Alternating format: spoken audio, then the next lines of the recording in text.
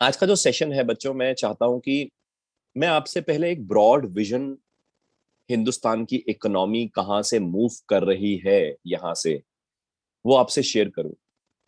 उस broad vision जो economy move कर रही है उसके बेसिस पे जो क्वालिफिकेशन की सिग्निफिकेंस है, यानी कि जो क्वालिफिकेशंस हैं उनकी सिग्निफिकेंस, एंड जो आने वाले समय में जो क्वालिफिकेशन में जो चेंजेस आ सकते हैं उसकी सिग्निफिकेंस की बातचीत करूंगा। कोशिश करूंगा कि मैं ज्यादा ना बोलूं। 30 मिनट में कोशिश करूंगा वाइंड अप करने की, ताकि बाकी 15-20 मिनट आप अपने सवाल पूछ सकते हैं।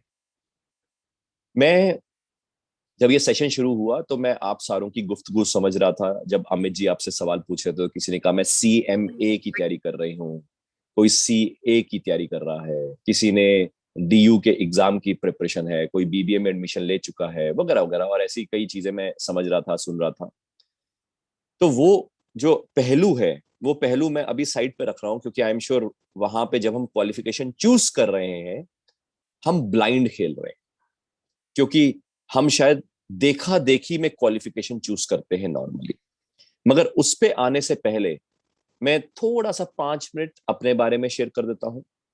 मैं चार्टर्ड अकाउंटेंट बना अंदाजन 21 साढ़े 21 साल में CA बना।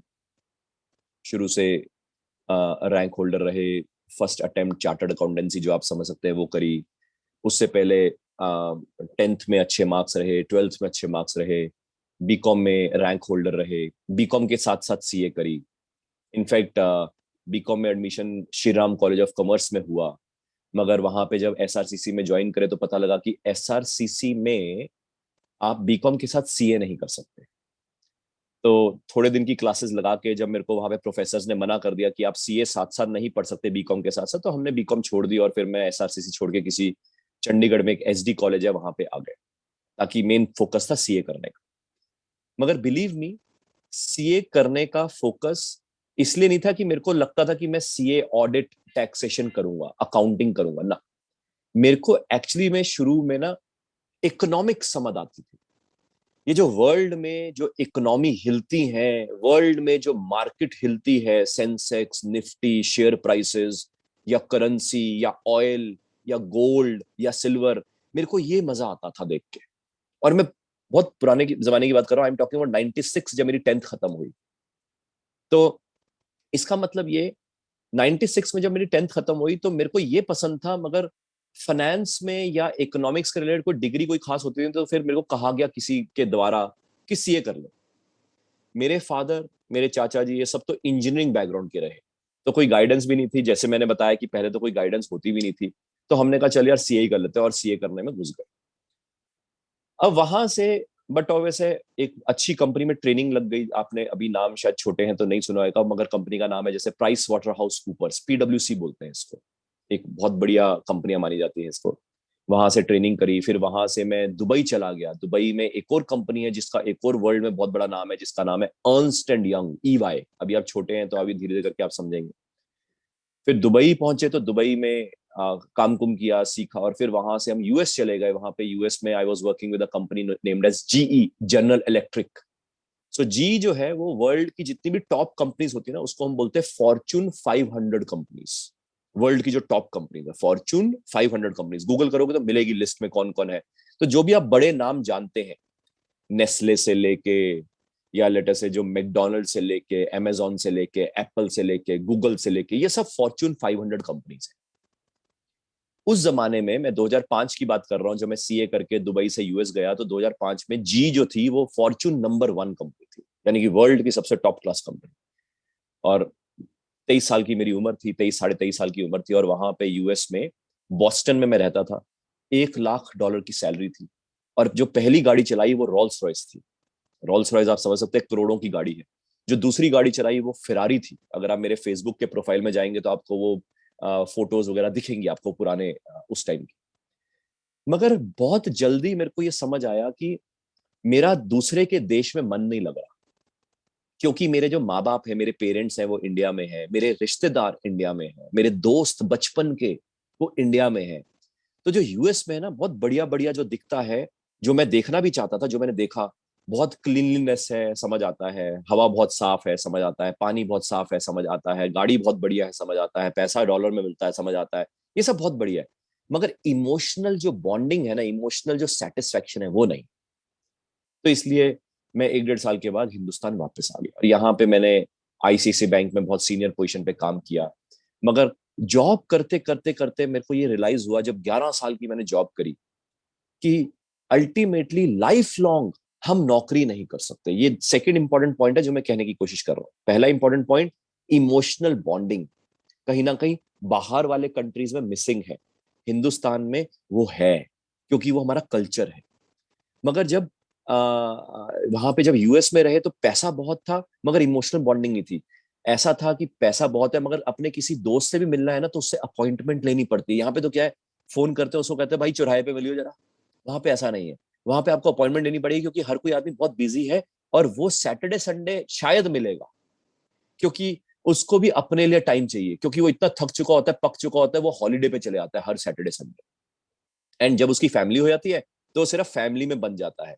बट वैसे अगर मैं भी वहां पे शादी कर लेता, बीवी बच्चे वहीं पे पैदा कर लेता, तो शायद मेरी जो बॉन्डिंग यहाँ पे हिंदुस्तान का कम हो जाती, क्योंकि फिर मैं अपनी फैमिली में था, मगर वो फिर लाइफ नहीं है, क्योंकि जिन्होंने पैदा किया है, जिनके हम पले बड़े हैं, उनके भी साथ में सहारा हो तो और मजा आता है। ये पहली लर्निंग। दूसरी लर्निंग जो मैं कहने की कोशिश कर रहा हूँ, कि लाइफ लॉन्ग हम नौकरी नहीं कर पाएंगे, नहीं कर सकते, क्योंकि प्रेशर ऐसा बन रहा है, ऐसा बढ़ रहा है, कि आने वाले समय में हमें कहीं ना कहीं ये सोचना पड़ेगा, जो भी क्वालिफिकेशन हम ले रहे हैं, कहीं पे भी हम नौकरी करेंगे, मगर आने वाले समय में हमें ये सोचना है कि किसी तरीके से हम कैसे अपना कुछ खोल पाए, अपना कुछ बिजनेस खोल पाए, या तो बिजनेस या अपना प्रोफेशन। जैसे सीए की प्रैक्टिस कर पाए, या डॉक्टर कर रहे हैं तो डॉक्टर की प्रैक्टिस कर पाए, क्योंकि जिंदगी भर आप डॉक्टर हॉस्पिटल में काम नहीं कर सकते किसी और के लिए। सीए बन के आप किसी कंपनी में किसी और के लिए काम नहीं कर सकते। दूसरा पॉइंट बड़ा इंपॉर्टेंट है। एंड वहां से करते करते मैं कई ऑर्गेनाइजेशंस के साथ एसोसिएटेड हूँ। रिजर्व बैंक ऑफ इंडिया के साथ एसोसिएटेड हूँ, सेबी के साथ एसोसिएटेड हूँ, गवर्नमेंट की मिनिस्ट्रीज के साथ एसोसिएटेड हूँ। कई लार्ज कंपनीज जैसे आपने नाम सुने होंगे, रिलायंस है, एल&टी है, टीसीएस है, विप्रो है, पंजाब नेशनल बैंक है, यस बैंक है, आईसीआईसीआई बैंक है, आईसी सिक्योरिटीज है, ऐसी कई कंपनीज हैं जिनके साथ मैं एसोसिएटेड हूँ, एडवाइजर भी, ट्रेनर भी, वगैरह वगैरह। मैं आपसे प्रोफाइल लेटर ऑन शेयर भी करवा दूंगा अपना। मगर ये जो पूरी जो 5 मिनट की डिस्कशन थी, इससे आपको मैं ये समझाना चाह रहा था दो क्रक्स। पहला, bonding with your society, with your economy, आप हमारा हिंदुस्तान। एंड दूसरा, आपका जो विजन है वो ये होना चाहिए कि कैसे हम वन फाइन डे किसी तरीके से अपना काम शुरू कर पाए, ताकि हम किसी और के लिए काम ना करें। ये बड़ा इंपॉर्टेंट पॉइंट। अब जो मेन सेशन का जो सेक्शन है, आपने कहीं ना कहीं पढ़ा होगा कि जीडीपी का मतलब क्या होता है। जीडीपी का फुल फॉर्म का मतलब ये तो पता है हमें, ग्रॉस डोमेस्टिक प्रोडक्ट। मगर कहने का मेरा मतलब क्या है, मेरा कहने का मतलब यह है कि एक देश में, एक पीरियड में, यानी कि एक साल में जितने भी गुड्स एंड सर्विसेज बनते हैं, जितने भी गुड्स एंड सर्विसेज बनते हैं, उनकी जो फाइनल वैल्यू है उसको हम जीडीपी बोलते हैं। यानी कि final value of the goods and services produced in the territory of an economy in one financial year, इसको हम जीडीपी बोलते हैं। यानी कि आप यूं समझ सकते हो कि कितना सामान और कितनी सर्विसेज प्रोड्यूस करी हैं एक साल में, एक देश में, उसकी जो फाइनल वैल्यू है वो जीडीपी। अब मैं आपसे जीडीपी का जिक्र क्यों कर रहा हूं, जीडीपी का मैं जिक्र इसलिए कर रहा हूं, क्योंकि अगर किसी देश में प्रोडक्शन नहीं होगी तो जीडीपी बढ़ेगी नहीं, और जीडीपी अगर बढ़ेगी नहीं इसका मतलब है कि उस देश में प्रोडक्शन नहीं हो रही। और अगर किसी देश में प्रोडक्शन नहीं हो रही, इसका मतलब क्या है, इसका मतलब यह है कि उस देश में डिमांड नहीं।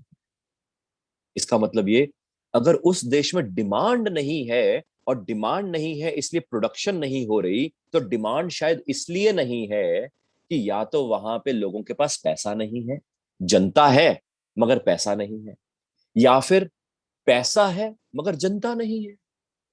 क्योंकि अगर पैसा है मगर लोग ही नहीं है तो डिमांड कौन करेगा।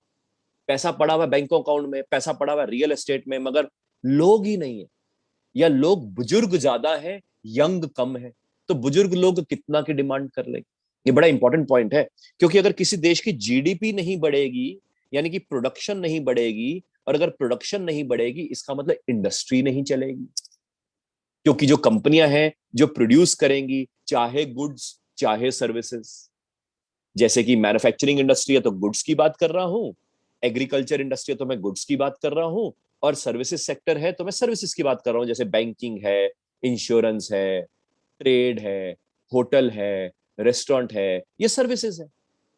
तो अगर गुड्स एंड सर्विसेज प्रोड्यूस नहीं होंगी तो जीडीपी नहीं बढ़ेगी, और जीडीपी अगर नहीं बढ़ेगी यानी कि इंडस्ट्री, ना तो मैन्युफैक्चरिंग में प्रॉब्लम चल रही है, ना सर्विसेज चल रही है, ना एग्रीकल्चर चल रही है, तीनों में प्रॉब्लम लग रही है फिर तो। इसका मतलब ये, जीडीपी को बढ़ने का मतलब है कि जीडीपी किसी भी देश की तभी बढ़ती है जब उस देश में प्रोडक्शन बढ़ती है। इसलिए हम सारे लोग, बड़ा इंपॉर्टेंट है कि हम अपने अपने देशों की जीडीपी देखें कि भाई बढ़ रही है ना, ऑल इज वेल है ना। It is as good as कि लोगों की हार्ट बीट चल रही होती है, हम कहते हैं all is well. Pulse meter, all is well. BP, all is well. तो हम इंडिकेशन क्या करते हैं? बीपी ठीक है, हाँ जी ऑल इज वेल। हार्ट चल रहा है, बहुत बढ़िया, ऑल इज वेल। सही पंप कर रहा है, हाँ जी ऑल इज वेल। ऐसी देश का पंपिंग कैसे देखेंगे? देश की पहली पंपिंग है भाई, जीडीपी बढ़ रही है तो ऑल इज वेल। क्योंकि अगर जीडीपी बढ़ रही है यानी कि टेंशन ना ले यार, प्रोडक्शन बढ़ रही है।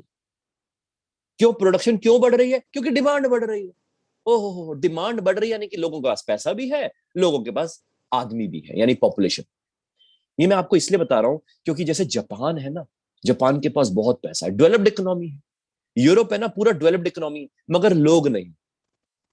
क्यों लोग क्यों नहीं है? छोटा सा ब्रीफ ले लेते हैं। वो लोग शादी करने में विश्वास नहीं करते, फिर उसके बाद बच्चा पैदा करने में विश्वास नहीं करते। बहुत काम करते हैं जापानी, तो आपको पता ही है, इतना काम करते हैं, इतना काम करते हैं, 40 साल के बाद सोचते हैं कि शादी करने का सोचते हैं। और उनमें से कुछ लोग सोचते हैं, और कुछ लोग जब सोचते हैं शादी करने का तो बच्चा पैदा करने की सोचते हैं। और आज के डेट में जापान में एजड पॉपुलेशन ज्यादा है, क्योंकि वहां पे जो एवरेज लाइफ है वो ज्यादा है।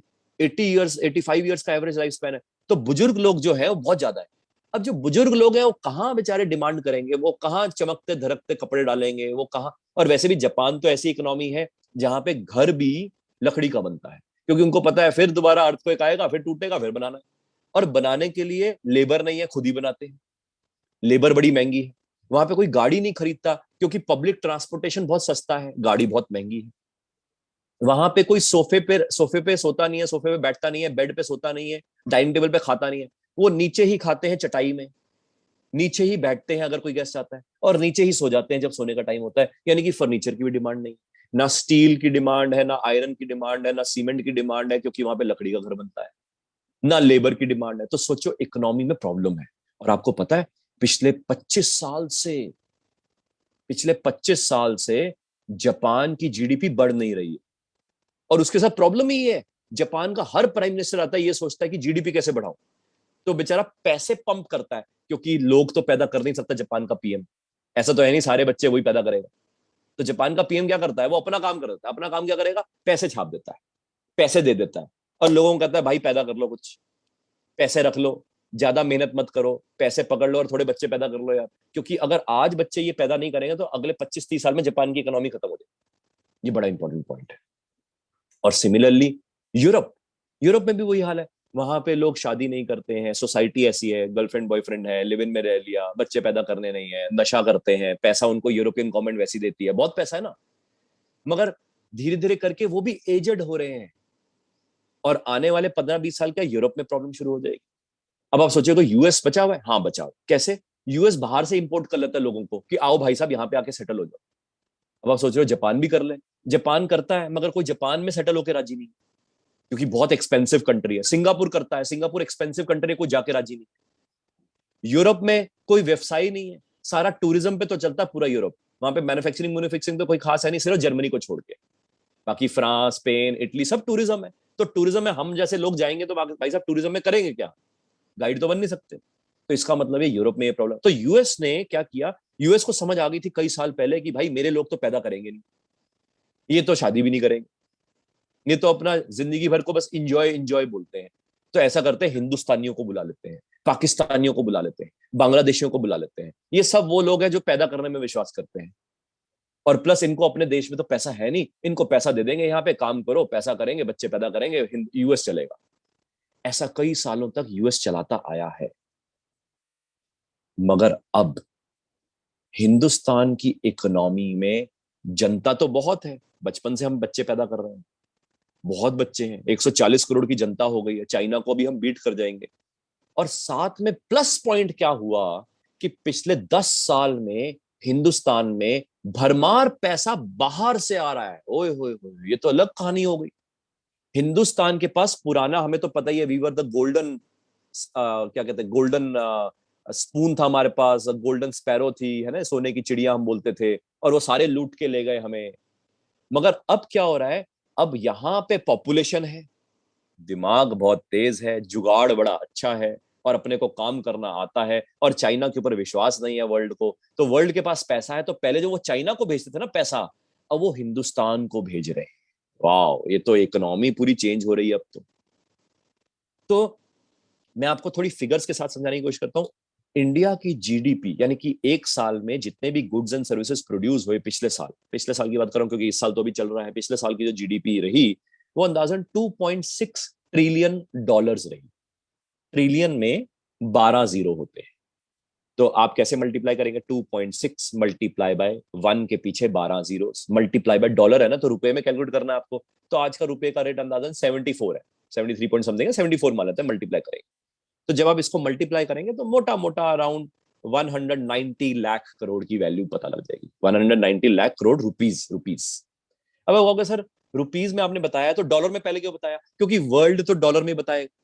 ये थोड़ा ना जापानी कहेगा भाई साहब मैं तो येन में बताऊंगा, चाइना कहेगा नहीं नहीं मैं युआन में बताऊंगा, यूरोप कहेगा नहीं नहीं मैं तो यूरोज में बताऊंगा, ऑस्ट्रेलिया कहेगा मैं तो ऑजी में बताऊंगा, न्यूजीलैंड वाला कहेगा मैं न्यूजी में बताऊंगा, कैनेडियन डॉलर वाला कहेगा मैं कैड में बताऊंगा, यूएस कहेगा भाई किंग मैं हूं, जब से सेकेंड वर्ल्ड वॉर खत्म हुई है बॉन्ड एक ही है, आई एम द बॉन्ड, मेरा डॉलर चलता है, तो सारे लोग अपनी अपनी जो जीडीपी है वो डॉलर में कैलकुलेट करके होता है, इसलिए डॉलर में जरूरी है, तो डॉलर में कंपैरिजन करते हैं।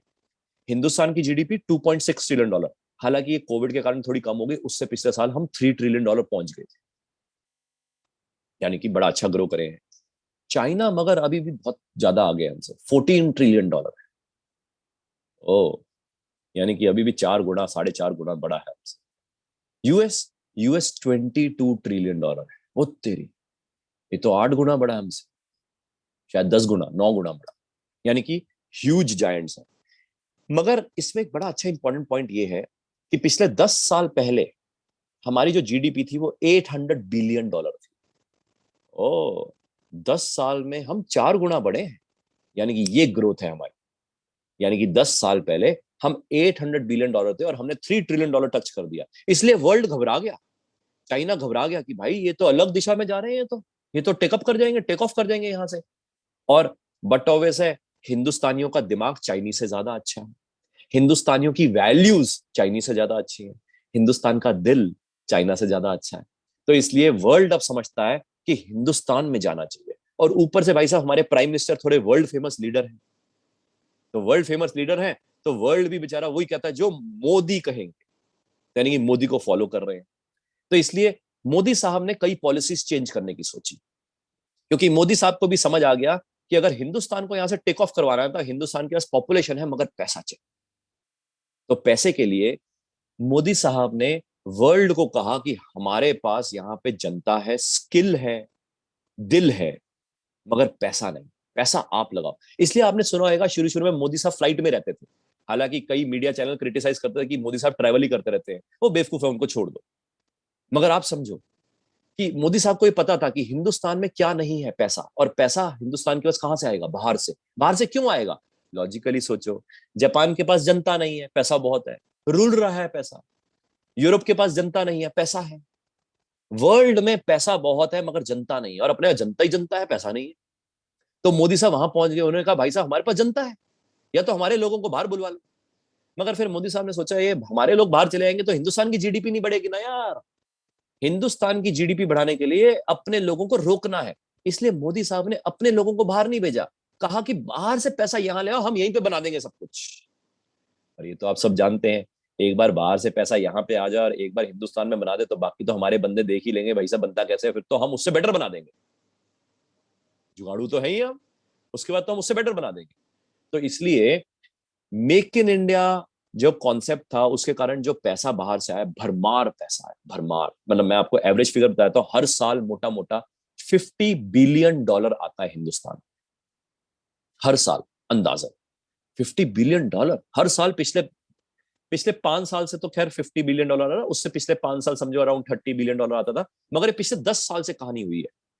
मैं शायद ऐसा शर्माते हुए नहीं बोलूंगा, मैं ऐसा कह भी सकता हूँ जब से मोदी साहब आए हैं 2014 से, तब से कहानी में बहुत इवोल्यूशन आया। मैं कोई बीजेपी का प्रवक्ता नहीं हूं, मैं तो एक फॉलोअर हूं एक पर्सन का जिसकी सोच डिफरेंट है। एंड वो जब सोच हमें कैसे समझ आएगी, जब हमें नॉलेज होगी। एंड नॉलेज इसलिए इंपॉर्टेंट है क्योंकि जब तक नॉलेज नहीं होगी तो हम लड़ते रहेंगे पॉलिटिक्स में कि उसने ऐसा कहा, उसने ऐसा कहा, उसने ऐसा गलत किया, उसने ऐसा, उसको छोड़ दो, हम तो फाइनेंस के लोग हैं। अपने को पॉलिटिक्स में नहीं घुसना, अपने को फाइनेंस की इकोनॉमिक पॉलिसी समझनी है, वो समझ आ रही है। और भरमार जब पैसा आया तो हिंदुस्तान की दिशा चेंज होने लगी। अब सोचो, जापान कहता है भाई साहब मेरे पास तो 25 साल से मैं प्रॉब्लम में हूं, मेरे पास बहुत पैसा है, मेरा पैसा भी रख ले। तो मोदी साहब ने कहा भाई तेरा पैसा लेके मैं कुछ कर नहीं पाऊंगा, तू ऐसा कर, तू भी आ जा हिंदुस्तान, तू ऐसा कर, मेरे सिटीज को ना जापान के सिटीज के जैसा बना दे यार, स्मार्ट सिटी बना दे, बुलेट ट्रेन बना दे। अब यहाँ पे कई लोगों ने ऐसा बोलना शुरू किया, अरे बुलेट ट्रेन, गरीब देश में बुलेट ट्रेन क्या करेगा, अरे गरीब रहना है क्या, बढ़ना नहीं है क्या? गरीब देश में बुलेट ट्रेन आएगी तो गरीब भी अमीर होएगा कैसे, समझते हैं इसको, छोटा सा एग्जांपल लेके। बुलेट ट्रेन, जापान से पूछा भाई तू बुलेट ट्रेन बनाने का कितना लेगा, वो कहता भाई साहब मेरे यहाँ पे पैसा वैसे ही सड़ रहा है। आपको पता होना चाहिए, जापान में अगर आप बैंक में पैसा रखो तो बैंक वाला कहता है ओ हेलो, 0.5% मेरे को दे के जा। मैं रिपीट कर रहा हूं, हिंदुस्तान में आप जब पैसा रखते हैं तो आप बैंक से क्या कहते हैं, 5% दे। आजकल 5% का एफडी का रेट चल रहा है, पहले 7% था लास्ट ईयर, फिर उससे पहले 8% था, है ना। जापान में अगर आप बैंक में एफडी करवाओगे तो बैंक वाला कहेगा हेलो बॉस, 0.5% दे के जा।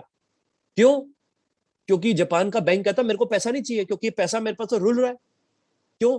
क्योंकि जापान की इकोनॉमी तो डेवलप्ड है, बैंक इस पैसे को देगा किसको, समझ रहे हैं? क्योंकि इंडस्ट्री को पैसा ही नहीं चाहिए। क्यों? इंडस्ट्री को इसलिए पैसा नहीं चाहिए, इंडस्ट्री कहती है भाई साहब यहाँ पे प्रोडक्शन ही नहीं करनी। क्यों? क्योंकि जनता ही नहीं है। ओहो अच्छा, तो अभी तक भाई साहब क्या कर रहे थे, कैसे खा पी रहे थे? सर हम तो जो प्रोड्यूस करते थे हम यूएस को बेचते थे। अच्छा अच्छा अच्छा, तो अब क्या प्रॉब्लम आ गई? भाई साहब यूएस ने चाइना से खरीदना शुरू कर दिया, सोनी मेड इन चाइना हो गया, एप्पल मेड इन चाइना हो गया। जापान में जो भाई साहब जो बनता था वो भाई साहब सब चाइना ले गया। और चाइना जापान का ईट कुत्ते का वैर है पुराना। पहले कभी एक जमाने पहले जापान चाइना के ऊपर रूल करता था, और अब चाइना जापान के ऊपर रूल करना चाहता है, इसलिए इनका ईट कुत्ते का वैर है वगैरह आपस में। इसका मतलब क्या हुआ? इसका मतलब ये हुआ कि जापान को लगा हिंदुस्तान हमारा दोस्त है, तो हिंदुस्तान को बोला भाई 0.5% मेरे को दे देना, मैं उसी में खुश हूं। हमने कहा ओ तेरी, 0.5% में तू मान जाएगा? हमने सोचा वर्ल्ड बैंक से पैसा लेते हैं तो वर्ल्ड बैंक अपने को 10-10% पे लूटता था पहले। तो मोदी साहब ने कहा भाई साहब ये वर्ल्ड बैंक के पैसे उतारो पहले। तो हमने वर्ल्ड बैंक का कई कर्ज उतार दिया, 10% के हिसाब से, 8% के हिसाब से। और ये जापान, फ्रांस, इटली, नए नए जो दोस्त बनाए ना, उनके पैसे रुल रहे थे। यूरोप में भी जब आप बैंक में पैसा रखते हैं 0.5% देना पड़ता है। यूके में पैसा रखता है तो आपको 0% मिलता है। तो हमने इन सारों से दोस्ती कर ली, हमने भाई साहब पैसा यहाँ पे ले और खुद भी आ जाओ, खुद ही बना लो बुलेट ट्रेन यहाँ पे आप। तो इसलिए सोचो, 0.5% को अपने को बुलेट ट्रेन मिलती है तो क्यों ना ले। और साथ में बुलेट ट्रेन बनाने आएंगे तो हमने उनको कहा है कि आप बुलेट ट्रेन बनाएंगे नहीं, बनाएंगे हमारे लेबर, हमारे पास इंजीनियर से लेके सारे लोग हैं, हायर आप उनको करोगे। हाँ, ऊपर जो आपको इंस्ट्रक्शंस देनी है कि कैसे बनाना है, बुलेट ट्रेन का शेप कैसे होएगा, वो टेक्निकल चीजें मैं नहीं समझता, मैं तो फाइनेंस समझता हूँ। तो उन्होंने कहा भाई साहब वो जापानी देख लेंगे, स्मार्ट सिटी बनाने के लिए जापानी देख लेंगे, फ्रांस देख लेगा, इटली देख लेगा, मगर बनाएगा कौन? हम, हमारे हिंदुस्तानी। तो यानी कि ग्रोथ हो रही। अब एक तो ये इंपॉर्टेंट पॉइंट है कि हिंदुस्तान चेंज हो रहा है।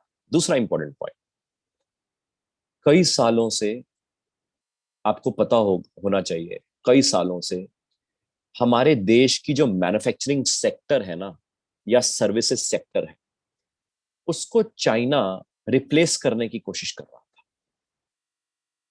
सो चाइना क्या करता है, चाइना प्रोडक्शन हमसे कई गुना सस्ता बनाता है, क्योंकि वो इतना बल्क में बनाता है, बल्क में। मोबाइल बनाता है बल्क में बनाता है, गाड़ी बनाता है बल्क में बनाता है, टी शर्ट बनाता है बल्क में बनाता है, दिए बनाता है तो वो भी बल्क में बनाता है, दिवाली के लाइटें बनाता है वो भी बल्क में बनाता है, खिलौने बनाता है वो भी बल्क में बनाता है, सब इतने सस्ते बनाता है कि हमारी इंडस्ट्री डूब रही है। तो हिंदुस्तान कई सालों से एक एग्रीमेंट का हिस्सा था जिसको हम बोलते हैं regional comprehensive economic partnership, RCEP बोलते हैं इसको। इसका मतलब क्या है? इसका मतलब है कि कुछ देश, 12-14 देश हैं जो इकट्ठे हुए, उन्होंने कहा कि हम आपस में ट्रेड करेंगे, जिसमें जापान भी है, ऑस्ट्रेलिया भी है, लाओस भी है, कंबोडिया भी है, वियतनाम भी है, थाईलैंड भी है, चाइना भी है, सिंगापुर भी है, वगैरह वगैरह। मगर मोदी साहब ने सोचा, गुजराती दिमाग है ना, तो गुजराती दिमाग तो भाई साहब पैसे पे पहले सोचेगा। तो उन्होंने सोचा ये आरसीईपी में इंडिया मेंबर है, मगर इंडिया को तो नुकसान हो रहा है, इंडिया तो इंपोर्ट कर रहा है, एक्सपोर्ट तो हम कर ही नहीं पा रहे हैं, तो अल्टीमेटली इंडिया से तो पैसा बाहर जा रहा है। अच्छा, तो मोदी साहब ने सोचा पैसा बाहर से हिंदुस्तान में आ रहा है और यहां से फिर बाहर जा रहा है क्योंकि हम बाहर से माल खरीद रहे हैं। तो उन्होंने सोचा ये जो बाहर पैसा जा रहा है, जो हम बाहर से माल खरीद रहे हैं, इसको हिंदुस्तान में बनाना पड़ेगा। यानी कि जो हम इंपोर्ट कर रहे हैं ना, उसी को इंडिया में बनाना है, और जो हम एक्सपोर्ट कर रहे हैं ना, उसको और बनाना है। यानी कि रिप्लेसमेंट ऑफ इंडस्ट्री। अब यहां पे बड़ा इंपॉर्टेंट पॉइंट है जो मैं आपसे इनडायरेक्ट भाषा में जो शेयर कर रहा हूं, वो ये है कि 1991 में नरसिम्हा राव साहब ने जब हिंदुस्तान की इकोनॉमी ओपन करी थी, और बहुत अच्छा स्टेप था, जब उन्होंने ये इकोनॉमी ओपन करी थी नरसिम्हा राव साहब ने 1991 में, जो इंडस्ट्रीज चली पिछले 30 इयर्स से, आने वाले समय में उनमें से कई इंडस्ट्रीज नहीं चल पाएंगी, ताला लग जाएगा। क्यों? आप समझदार हो। पहले फोन कौन सा होता था? वो घुमाने वाला फोन होता था, रेडियो होता था, टीवी मोटे वाला होता था। आज एलसीडी के बाद एलईडी आ गया। पहले फोन कौन सा होता था? वो 3310। आई डोंट नो आपकी जनरेशन में 3310 आपने देखा है या नहीं देखा, अपने पेरेंट्स से पूछना। एक 3310 नाम का एक मोबाइल होता था, जो बड़ा हथौड़े जैसा मोबाइल होता, उसको फेंक भी दो जमीन पे तो टूटता नहीं था। फिर स्मार्ट फोन्स आ गए। अब स्मार्टफोन से भी ऊपर आ गया, अब तो रिस्ट पे ही फोन आ गया, यहीं पे भाई साहब, यहीं पे डायल कर लो, यहीं पे करके। कहने का मेरा मतलब क्या है, कुछ इंडस्ट्रीज ऐसी हैं जो 1991 में जब शुरू हुई थी, उनकी अब वैल्यू खत्म हो गई। कोडक कैमरा खत्म हो गया, फोटोस्टेट की दुकान जेरोक्स की पसंद नहीं आपने, एसटीडी पीसीओ खत्म हो गए। क्योंकि आज इवन ऑटोमोबाइल में अगर इलेक्ट्रिक व्हीकल्स आ रही है तो डीजल पेट्रोल की व्हीकल्स खत्म हो जाएंगी। तो इस एग्जाम्पल को समझते हैं, क्योंकि ये आपकी जनरेशन का लिंक है। डीजल पेट्रोल की व्हीकल्स अगर खत्म हो जाएंगी या उसकी जो इंडस्ट्री खत्म हो जाएगी, तो सोचो जितने ही बच्चे ऑटोमोबाइल इंजीनियरिंग कर रहे हैं आज, आज उनको ऑटोमोबाइल इंजीनियरिंग किसमें करवाई जा रही है हिंदुस्तान में? डीजल पेट्रोल वाले में। तो 10 साल के बाद क्या करेंगे वो? जॉबलेस, बाहर निकाल दिए जाएंगे। इसका मतलब क्या? इसका मतलब जितने भी सर्विस सेंटर्स हैं, जहां पे हमारी गाड़ियां सर्विसेज होने जाती हैं, आपके पेरेंट्स भी गाड़ियां भेजते होंगे, जब वो सर्विसिंग करने जाती है तो वहां पे इंजीनियर्स, मैकेनिक्स, इलेक्ट्रिशियन सब होते हैं। कोई रिक्वायरमेंट नहीं रहेगी उनकी 10 साल बाद। जितने भी मोटर मैकेनिक हैं, जहां पे गाड़ी जो रोड साइड पे मोटर मैकेनिक जो खड़े होते हैं, सब खत्म हो जाएंगे। तो उनको क्या करना पड़ेगा? उनको इलेक्ट्रिक व्हीकल को जानना पड़ेगा, और इलेक्ट्रिक व्हीकल को जानने के लिए पूरी क्वालिफिकेशन, पूरा स्किल सेट चेंज करना पड़ेगा। ये मैं आपको एक एग्जांपल दे रहा हूं, जैसे एक और एग्जांपल देते हैं। अभी आप में से एक बच्चा सीए कर रहा है। सीए का मेजर काम क्या है? ऑडिटिंग और टैक्सेशन। ऑडिटिंग मतलब अकाउंट्स बनाना, या अकाउंट्स को चेक करना, या टैक्सेशन में गाइड करना क्लाइंट को। अब सोचो लॉजिकली, अकाउंट्स बनाने के आज के डेट में कौन पैसे देता है? सब भाई साहब सिस्टम पे आ गया है। अब आप में से कोई बच्चा टैली कर रहा है, टैली खत्म हो गया जमाना। कौन से जमाने का टैली आपको किसने बता दिया टैली करो? टैली खत्म हो गया जमाना। टैली का कोर्स का कुछ नहीं बचा अब। और अगर आपको लगता है कि मैं वही 5-10 हजार की नौकरी करने में खुश हूं, तो टैली कर लो। मगर ग्रोथ करनी है ना, तो टैली में कुछ नहीं रखा। अकाउंट्स तो अब ऑनलाइन बनते हैं, ऑटोमेटिक बनते हैं, तो अकाउंट्स में सीए क्या करना है यार? और अगर बाई चांस कोई आदमी रखना भी हो तो मैं बीकॉम रखूंगा, बीकॉम भी तो अकाउंट्स बना लेगा, सस्ता मिलेगा मेरे को। अगर मेरे को अकाउंट्स को चेक कराना है, चेक ऑडिटिंग करवानी, तो ऑडिटिंग के लिए एक्ट में लिखा है कि सीए करेगा, ओके, मगर ये तो नहीं लिखा कि सीए को कितने पैसे देने। आजकल इतने सीए जो फ्रेश आ रहे हैं, जहां ऑडिटिंग की फीस लाख रुपए होती थी, आज वो फ्रेशर चार्टर्ड अकाउंटेंट का सर 50 हजार में कर दूंगा। जो उसके बाद फ्रेश आ रहा है वो कहता है सर 20 हजार में कर दूंगा। यानी कि ऑडिटिंग की फीस कम हो रही है, उससे खर्चा पानी नहीं चलता। और टैक्सेशन, मोदी साहब ने सब ऑनलाइन कर दिया है। पहले तो इनकम टैक्स ऑफिसर होता था, सीए मिलता था, बातें करता था, क्लाइंट को बताता था, कुछ क्लाइंट से लेता था, कुछ इनकम टैक्स ऑफिसर को बताता था, फीस लेता था क्लाइंट से, गाइड करता था, वगैरह वगैरह। मगर अब तो सब ऑनलाइन है। अब उसमें सीए का रोल तो बहुत कम हो गया। यानी कि इसका मतलब ये, अगर हम सीए कर रहे हैं, मैं ये नहीं कह रहा सीए अच्छी क्वालिफिकेशन नहीं है, क्वालिफिकेशन अच्छी है, मगर जो आप सीखेंगे वो अगले 10 साल में खत्म है। क्वालिफिकेशन क्यों अच्छी है? वो इसलिए अच्छी है क्योंकि हिंदुस्तान के एक्ट में पास है। Institute of chartered accountants of India का एक्ट है 1949 का, इसलिए अच्छी है सीए की डिग्री। मगर डिग्री के बाद पैसे भी तो कमाने हैं। अब जैसे आप में से कोई सीएम में कर रहा है, cost accountant, cost and management accountant CM में, कहां चक्कर में पड़े हो? कॉस्टिंग तो सारी ऑनलाइन निकलती है अब। कॉस्टिंग के लिए सीएम में क्या करेगा कोई कंपनी? हाँ, एनेक्टमेंट है, सीएम में चाहिए, ओके, सीएमए से साइन करवा लो, 500 रुपए दे दो बस। यानी कि जहां 50,000 का काम होता था, आज 500 रुपए में साइन करो भाई साहब, जाओ। सीएस, कंपनी सेक्रेटरी, भाई साहब ये 500 रुपए में साइन करो, जाओ। क्योंकि बाकी सब हमारा इन हाउस है, बाकी सब ऑनलाइन है, बाकी सब सिस्टम्स इन प्लेस हैं। ये बड़ा इंपॉर्टेंट पॉइंट है। इसका मतलब ये, जो इंडस्ट्रीज रिप्लेस हो रही है वो हमें समझना बहुत जरूरी है। क्योंकि कहीं ऐसा ना हो कि हम गलत क्वालिफिकेशन ले लें या गलत इंडस्ट्री में घुस जाए। क्योंकि मैं यहाँ पे ये आखिरी जो पढ़ा हुआ है इसको बात करके फिर मैं एंड करता हूँ, फिर आपके सवाल लूंगा। हम सारे जितने भी बच्चे हैं ना, या जो हमारे पेरेंट्स हैं, हम पता है गलती क्या कर रहे हैं? हम गलती कर रहे हैं, हम ये पूछते हैं बच्चे को क्या करवाएं। तो सामने वाला पता क्या कहता है? सामने वाला कोई कंसल्टेंट होएगा या रिश्तेदार होएगा, या आजकल तो एक और बहानेबाजी चल रखी है, साइकोमेट्रिक टेस्ट, पहले तो उनके ऊपर करवाओ जो करना चाहते हैं साइकोमेट्रिक टेस्ट। साइकोमेट्रिक टेस्ट के बेसिस पे बताते हैं भाई साहब ये बच्चे को कॉमर्स लेना चाहिए। भाई, साइकोमेट्रिक के बेसिस पे नहीं बताना चाहिए, इंडस्ट्री का बिहेवियर समझ आएगा बच्चे को तो बच्चा खुद कहेगा मेरे को ये करना है बस। तो गलती हम सारे बच्चे और पेरेंट्स क्या कर रहे हैं? हम गाइडेंस उससे ले रहे हैं जो गाइडेंस के काबिल है। किससे ले रहे हैं? नॉर्मली हम रिश्तेदारों से ले रहे हैं,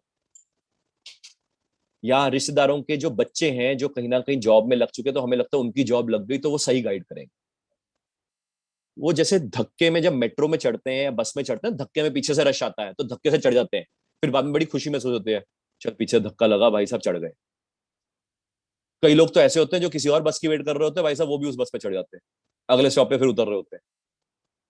तो मेजोरिटी ऑफ लोग धक्के से चल रहे हैं। इसका मतलब ये, आपको अंडरस्टैंड क्या करना है? आपको अंडरस्टैंड करना है इकोनॉमी कहां पे मूव कर रही है, खुद इंडस्ट्री कहां मूव कर रही है, खुद समझना है। और खुद समझ के समझना है कि ये जो इकोनॉमी और इंडस्ट्री मूव कर रही है, उसके बेसिस पे क्या ये मेरा इंटरेस्ट एरिया है? और अगर ये मेरा इंटरेस्ट एरिया है, अगर ये है, अगर ये है, तो जो इंटरेस्ट एरिया वहां पे जा, वहां से क्वालिफिकेशन मैच होनी चाहिए, ना कि वैसा वर्षा। क्या कर रहा हूं जी? बीबीए कर रहा हूं। क्यों? वैसी मैं सोचा बीकॉम तो होगी नहीं क्योंकि बड़ा प्रैक्टिकल होता है, बीबीए आसान है, ऐसे बीबीए करते हैं। मैं सीए कर रहा हूं जी। क्यों? मेरा दोस्त यार भी सीए कर रहे हैं। अच्छा, ऐसे सीए होती है। टैली कर रहा हूं। क्यों? किसी ने कहा है टैली कर ले यार, टैली की बड़ी वैल्यू है, 20 साल पहले थी, आज नहीं है। ये बड़ा इंपॉर्टेंट पॉइंट है जो मैं आपसे करेक्ट शेयर कर रहा हूँ। इनफैक्ट मैं आपसे ना एक दो इमेजेस शेयर करता हूँ, आप सारे कनेक्ट हो सकते हैं मेरे साथ। मेरी एक ऐप है, अमन चुग सीए ऐप, AMANCHUGH तो मैं अमन चुग सीए ऐप आपको दिखा रहा हूँ।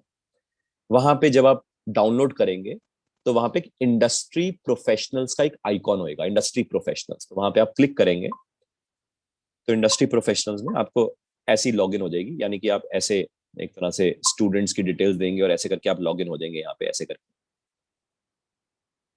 तो यहाँ पे एक सेक्शन है नॉलेज बेस। ये ऐप पूरी फ्री है, नॉलेज बेस कॉम्प्लीमेंट्री है, फ्री है। यहाँ पे जब हम नॉलेज बेस में जाएंगे तो यहाँ पे आप छोटी छोटी ऑडियोज भी सुन सकते हैं। मैं रेगुलरली ऑडियो शेयर करता रहता हूँ। यहाँ पे आप ऑडियो सुन सकते हैं कि लेटेस्ट जो भी इकोनॉमी में मार्केट में चलता रहता है वो आप सुन सकते हैं। ऐसे ही यहाँ पे कुछ मैसेजेस मैं भेजता रहता हूँ, तो यहाँ पे आप मैसेजेस देख सकते हैं, छोटी थोड़ी थोड़ी नॉलेज मिलती रहेगी आपको। ऐसे ही आप यहाँ पे इमेजेस में जा सकते हैं। तो इमेजेस जो मैं आपको दिखाना चाहता था एक दो, जैसे सेक्टर कंट्रीब्यूशन देखो जीडीपी में, आपको यहां से देख के पता लग रहा होगा कि सर्विस सेक्टर मस्त ग्रो कर रहा है। एग्रीकल्चर सेक्टर नीचे गिर रहा है, इंडस्ट्री फ्लैट है, यानी कि इसका मतलब ये कहीं ना कहीं सर्विसेज सेक्टर का बोलबाला है। इंडस्ट्री में चेंजेस आ रहे हैं, कैसे बताया, तो अभी मैं बताता हूं। अभी गवर्नमेंट ऑफ इंडिया ने कहा कि 10 की सेक्टर्स हैं जहां पे हमारा फोकस रहेगा आने वाले समय। पहला की सेक्टर क्या है? Advance chemistry cell. ये पता है कहाँ यूज होता है? ये जो इलेक्ट्रिक व्हीकल्स में यूज होता है, एसीसी। दूसरा कहाँ? इलेक्ट्रॉनिक प्रोडक्ट्स में, यानी कि इलेक्ट्रॉनिक प्रोडक्ट्स की इंडस्ट्री चलेगी। Automobile and auto components. कौन से ऑटो कंपोनेंट्स? इलेक्ट्रिक व्हीकल वाले। आपको पता है फार्मा के जो ड्रग्स हैं वो हम इंपोर्ट करते हैं चाइना से, तो इंडिया ने सोचा अब हम खुद हिंदुस्तान में बनाएंगे। आपको पता है टेलीकॉम के प्रोडक्ट्स हम चाइना से इंपोर्ट करते हैं, हमने कहा अब हम इंडिया में बनाएंगे। ऐसी और इंडस्ट्रीज भी हैं। Textile products. टेक्सटाइल पता है कौन से वाले? जो आपने कपड़े डाले हैं वो नहीं, जो कारपेट्स होते हैं ना, कारपेट्स, सोफा या सीट कवर, इसको बोलते हैं टेक्निकल टेक्सटाइल, ये चलेगी। आपको पता है फूड प्रोडक्ट की इंडस्ट्री बहुत चलेगी हिंदुस्तान में, जिसको हम बोलते हैं पैकेज्ड फूड, पैकेज्ड ड्रिंक्स। ऐसी सोलर इंडस्ट्री हिंदुस्तान में बहुत चलेगी। हिंदुस्तान में कई एसी, एलईडी, वॉशिंग मशीन सब इंडिया में बनेगी। स्टील सेक्टर में हम चाइना से इंपोर्ट करते हैं, तो अब इंडिया चाइना को टक्कर देने के लिए स्टील इंडिया में बनाने की कोशिश करेगा। यानी कि मैं आपसे ये इमेजेस इसलिए शेयर कर रहा हूं कि ऐसी कई इमेजेस हैं जो आप आराम से देखते रहना नॉलेज बेस में।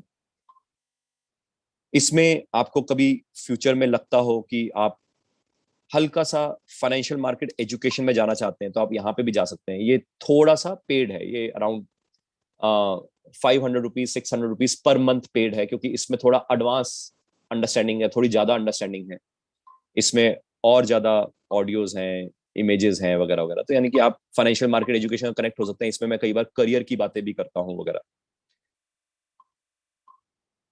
इसके अलावा आप मेरे साथ यूट्यूब पे कनेक्ट हो सकते हैं। यूट्यूब पे मेरी वीडियोस देख सकते हैं अमनचुक सीए के नाम से। ट्विटर पे कनेक्ट हो सकते हैं, हालांकि ट्विटर आपके लिए भी छोटा है।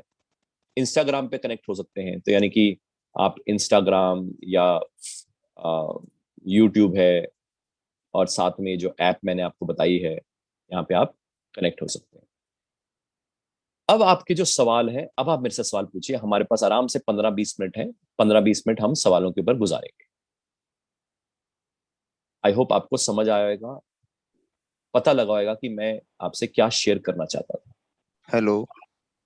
वो कहते हैं ना Amit ji, rather to act foolishly later on, hello sir. it is better to ask foolish questions right now। हाँ जी बिल्कुल साजन जी। सर। सर मैं सर पूछना चाहता था कि सर मैं ना सर बिजनेस करना चाहता हूँ ई वेस्ट मैनेजमेंट पे। सर फाइनेंशियली मैं सर थोड़ा वीक हूँ सर, उसके लिए मतलब कि पैसे पैसे का सर जुगाड़ कैसे होगा? सबसे पहले तो आपको एक क्वालिफिकेशन लेनी पड़ेगी, जो क्वालिफिकेशन सस्ती हो और प्रैक्टिकल हो। क्योंकि क्वालिफिकेशन के बगैर आपको कोई रिस्पेक्ट नहीं देगा, आपको कोई पैसे नहीं थमाएगा। और सिंस आपको पता ही है कि आपको अल्टीमेटली बिजनेस करना है वेस्ट मैनेजमेंट में, और वेस्ट मैनेजमेंट अच्छा बिजनेस है, अच्छी इंडस्ट्री है, ग्रो करेगी, तो क्वालिफिकेशन के लिए आप कोई भी प्रैक्टिकल चीप क्वालिफिकेशन ले सकते हैं। इनफैक्ट एक यहाँ पे चंडीगढ़ में एक यूनिवर्सिटी है, चितकारा यूनिवर्सिटी। वहां पे हमने एक प्रैक्टिकली एक एमबीए और बीबीए एमबीए शुरू करी है, जो कि कॉस्ट वाइज भी बहुत कम है। इनफैक्ट मैं यहाँ पे वेबसाइट का एड्रेस भी दे देता हूँ, आप वहां पे चेक कर सकते हैं। एंड बेस्ट पार्ट ये है कि वहां पे सब कुछ प्रैक्टिकल है, और हर 6 महीने बाद सिर्फ 6 दिन की क्लासेस होती है। यानी कि एवरी 6 डेज के 6 मंथ्स के बाद, हर 6 महीने बाद सिर्फ 6 दिन की क्लासेस होती हैं, और 6 दिन सिर्फ प्रैक्टिकल पढ़ाया जाता है। और सस्ती एमबीए है, सस्ती बीबीएमबीए है, यानी कि आप ये चीज को भी सोच सकते हैं, rather देन हम बीबीए के ऊपर इतना पैसा खर्चते हैं, एमबीए के ऊपर इतना पैसा खर्चते हैं। जब आपके पास प्रैक्टिकल नॉलेज होगी और डिग्री होगी, तो उसके बेसिस पे आप वेस्ट मैनेजमेंट की इंडस्ट्री में ज्वाइन कर सकते हैं शुरुआत में। जब आप वेस्ट मैनेजमेंट की इंडस्ट्री में ज्वाइन करेंगे तो आप वहां से एक्सपीरियंस ले सकते हैं। जब आप एक्सपीरियंस लेंगे और थोड़ा बहुत पैसा भी जोड़ लेंगे और साथ में डिग्री भी होगी, तब आप अपना बिजनेस शुरू कर सकते हैं। Okay sir, thank you sir. चलो, good sir afternoon, good morning. मैं हम वो पूछ रहा बस था वो कि 12 बजे कतार पे हैं। सर मैं पूछ रहा था कि क्या फ्यूचर जो है वो स्टार्टअप्स में है? स्टार्टअप्स में जो हमें मीडिया में दिखता है वो हमें सक्सेसफुल स्टार्टअप्स दिखते हैं। आपको शायद पता भी होगा, नहीं पता तो मैं बताता हूँ, 99% स्टार्टअप्स फेल हो जाते हैं। रीजंस क्या है वो भी समझ लेते हैं। पहला रीजन ये है कि जो स्टार्टअप खोलने वाला बच्चा होता है वो प्रैक्टिकली मैच्योर्ड नहीं होता है। ना तो प्रैक्टिकल क्वालिफिकेशन होती है, ना प्रैक्टिकल एक्सपीरियंस होता है। दूसरा, उसके पास उतने पैसे नहीं होते हैं। बिजनेस आइडिया कई बार अच्छा होता है मगर पैसे नहीं होते तो वो ग्रो नहीं कर पाता। तो इसलिए 99% स्टार्टअप्स फेल होते हैं।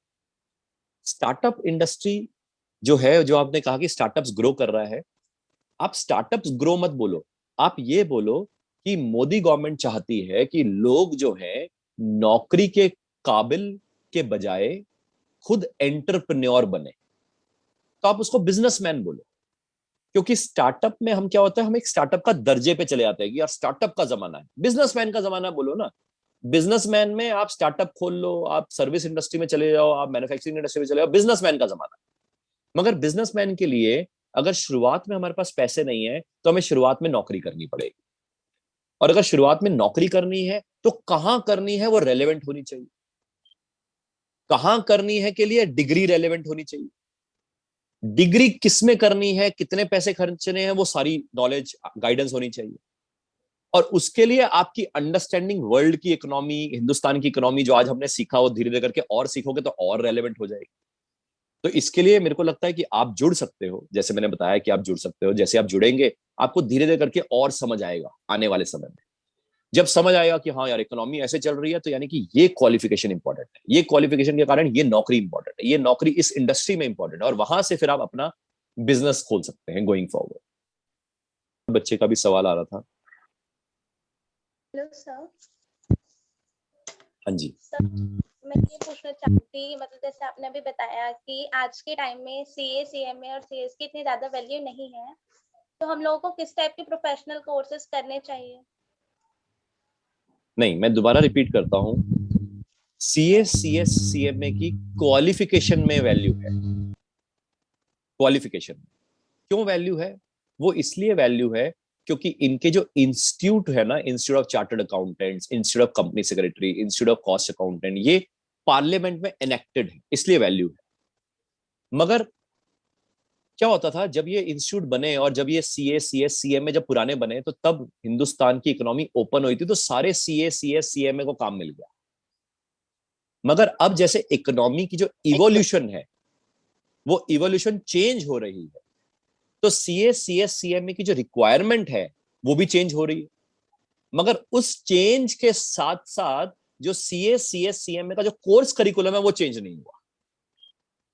सिंस वो चेंज नहीं हुआ, क्यों? क्योंकि पहले बात तो कोर्स सेम रहा, दूसरा ट्यूशन ओरिएंटेड हो गया, ट्यूटर्स पढ़ाने के लिए आ गए वहां पे सीए, सीएस, सीएम, तो प्रैक्टिकल नॉलेज आई।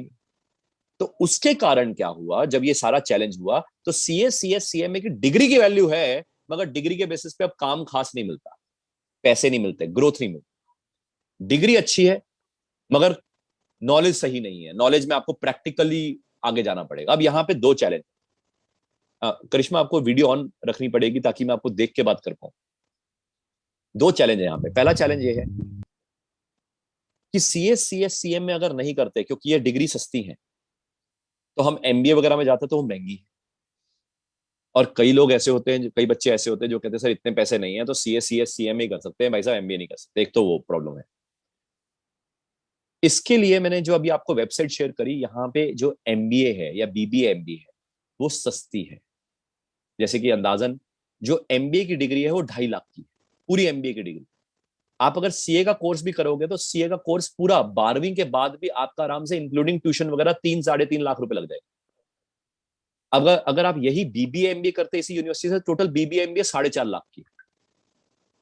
और बेस्ट पार्ट ये है, इसमें MBA और जो BBA MBA की डिग्री है वो है financial services and financial planning में। अब सोचो ध्यान से, जिस तरीके से इंडिया इवॉल्व हो रहा है, सारे लोग मेहनत कर रहे हैं पैसा कमाने के लिए, हाँ या ना?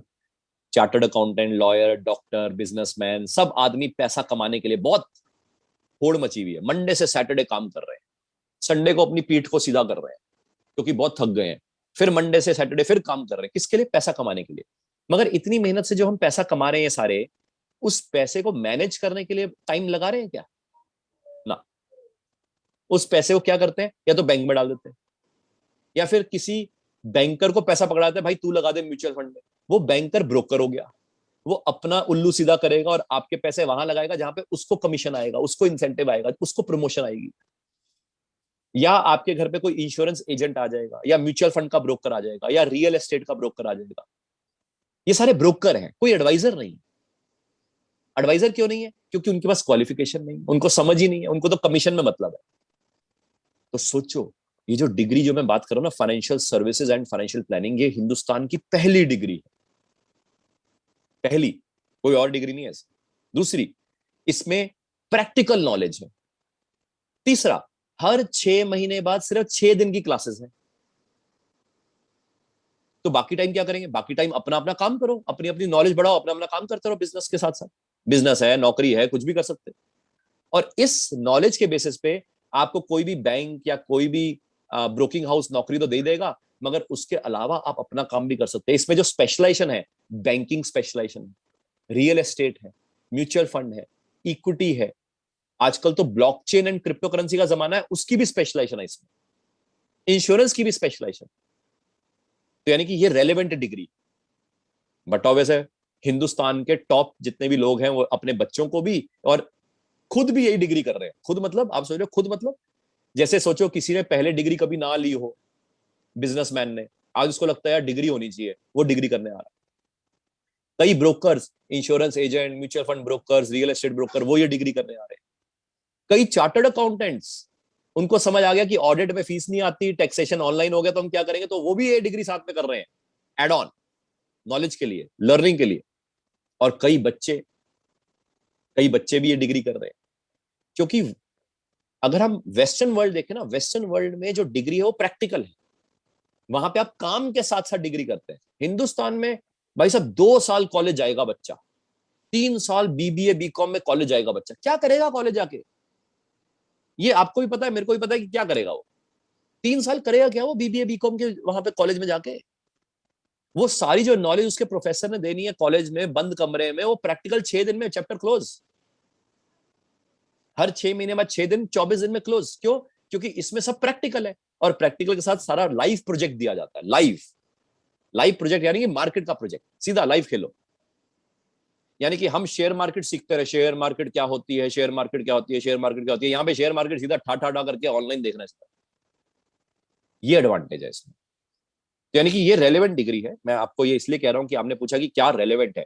रेलेवेंट क्या है? हिंदुस्तान की इकोनॉमी में जो रेलेवेंट है वो रेलेवेंट डिग्री की तरफ आपको जाना पड़ेगा। CA CS CM में सस्ती है इसलिए कई लोग करते हैं, मगर रेलेवेंट आज की डेट में नहीं है। डिग्री की वैल्यू है, क्यों? क्योंकि एनेक्टेड है, मगर उसका कोर्स करिकुलम मैच नहीं करता। तो ये बड़ा इंपॉर्टेंट पॉइंट है। अगर वीडियो तो ऑन कर दो,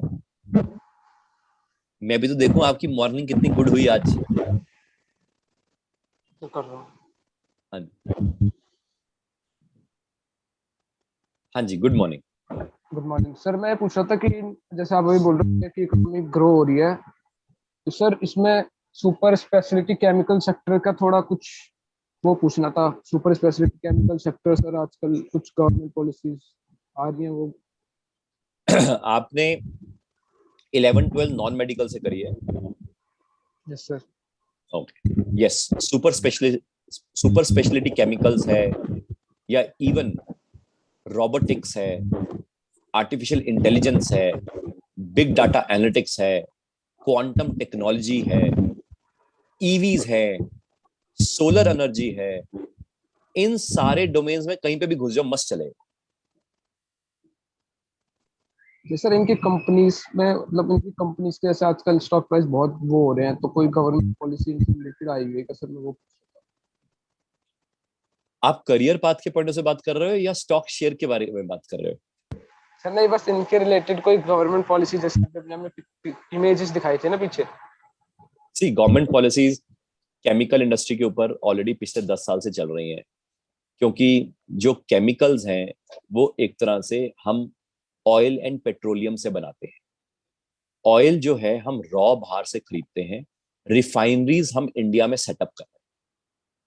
तो यानी कि मोदी साहब का ये मानना है कि कई ऐसे देश हैं जो ऑयल जब सऊदी से खरीदते हैं, क्योंकि सऊदी का जो ऑयल है उसमें लो सल्फर कंटेंट है, तो सऊदी का जो ऑयल होता है वो ज्यादा बेटर होता है देन की घाना का ऑयल, रशिया का ऑयल, नॉर्वे का ऑयल, वेनेजुला का ऑयल। मगर ये घाना, वेनेजुला, रशिया ये सस्ता देना चाहते हैं मगर लेते नहीं है। क्यों? क्योंकि सल्फर कंटेंट हाई होता है। तो मोदी साहब ने सोचा कि हम रिफाइनरी इंडिया में बनाते हैं जो सल्फर कंटेंट को कम करेगा, और उस ऑयल के जो बाय प्रोडक्ट्स हैं, तो ऑयल के जितने भी बाय प्रोडक्ट्स की इंडस्ट्री है उसमें केमिकल्स आता है, पेंट्स आता है, उसमें ये जो मेकअप का सामान है उसका आता है, प्लास्टिक सर्जरी आती है, इवन प्लास्टिक्स आता है, प्लास्टिक्स भी ऑयल से बनता है, ऑयल रिफाइंड जब होता है। ये सारी जो चीजें हैं, जेट फ्यूल है, ये सारी जो चीजें हैं ये by product of oil refined है। तो इसलिए अगर आप थोड़ा गूगल करेंगे तो लास्ट ईयर हमने सऊदी से जब सस्ता ऑयल मांगा तो सऊदी ने मना किया, तो सऊदी ने कहा कि कहीं और से ले लो, तो मोदी साहब ने फिर लेके दिखाया। हमने घाना से इंपोर्ट कर लिया, और घाना से इंपोर्ट करके हमने रिफाइन किया, और कई देश जो हैं अब हमारे पीछे पड़े हुए हैं कि भाई साहब हमें भी रिफाइन करके ऑयल हमें भी बेचते हैं। तो जितने भी ऑयल बाय प्रोडक्ट वाली कंपनियां हैं, it can be chemicals, paints, इनके शेयर्स भी बढ़ेंगे और ये इंडस्ट्री भी बढ़ेगी। थैंक यू सर, यही पूछ रहा था बस।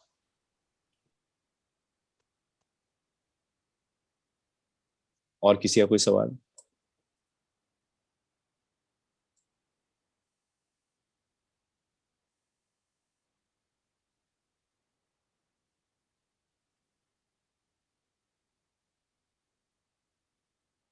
ठीक है, मैं अज्यूम कर रहा हूं कोई और सवाल नहीं है। तो जैसे मैंने बताया, आप अमन चुग सीए यूट्यूब चैनल पे कनेक्ट हो सकते हैं, इंस्टाग्राम पे कनेक्ट हो सकते हैं, ऐप आप डाउनलोड कर सकते हैं। ऐप में बाकी सारी चीजें कम्प्लीमेंट्री है। अगर आपको लगता है कि और नॉलेज लेनी है तो आप फाइनेंशियल मार्केट एजुकेशन पे आप एनरोल कर सकते हैं। एक्चुअली हमने एक नया प्रोग्राम शुरू किया जिसको हम बोलते हैं सारथी, सारथी फॉर किड्स। तो सारथी फॉर किड्स का मतलब यह है कि आसान भाषा में मैं धीरे धीरे करके सारे बच्चों को समझाने की कोशिश कर रहा हूँ कि इकोनॉमी में क्या चल रहा है, मार्केट में क्या चल रहा है, उसका प्रभाव हमारे करियर पाथ पे कैसे पड़ेगा, कैसे इंडस्ट्री चेंज हो रही है। तो आप सारथी में भी एनरोल कर सकते हैं, जिसके लिए आप अंकुर जी से बात कर सकते हैं। आई एम श्योर आप अमित जी से ही बात कर सकते हैं, अमित जी अंकुर जी का कॉन्टेक्ट कर लेंगे जैसे भी है। तो आप सारथी में एनरोल कर सकते हैं। जो फाइनेंशियल मार्केट एजुकेशन है वो एक्चुअली सारथी हमने बच्चों के लिए बनाया है। तो आई थिंक इसी के साथ बहुत अच्छा लगा मुझे, एंड मैं उम्मीद करता हूँ कि आपको भी ठीक ठाक लगा होगा। तो नमस्कार है, जय हिंद।